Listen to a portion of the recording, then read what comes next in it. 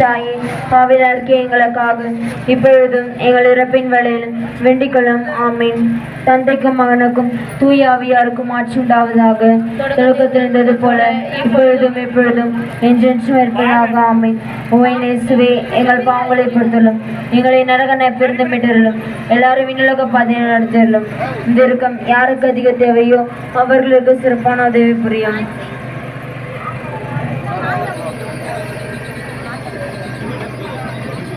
கிறிஸ்துவுக்குள் பிரியமான அன்பு சகோதர சகோதரிகளே, ஏழைகளின் நண்பன் புனித அந்தோனியார்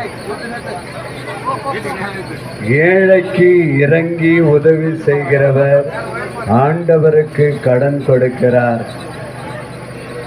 அவர் கொடுத்ததை ஆண்டவரே திரும்ப தந்து விடுவார்.